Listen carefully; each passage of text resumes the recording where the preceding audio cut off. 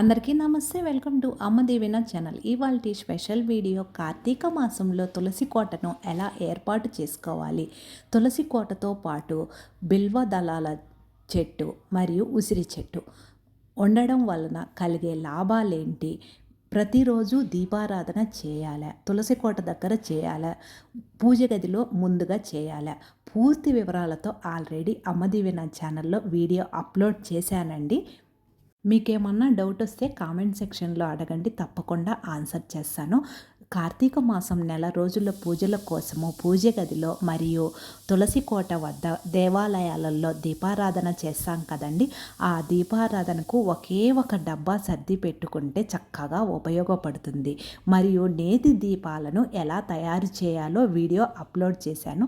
తులసి కోటను ఎలా ఏర్పాటు చేసుకోవాలో ఈ వీడియో కిందనే ఫుల్ వీడియో లింక్ ఇస్తాను, చూడండి. Thank you.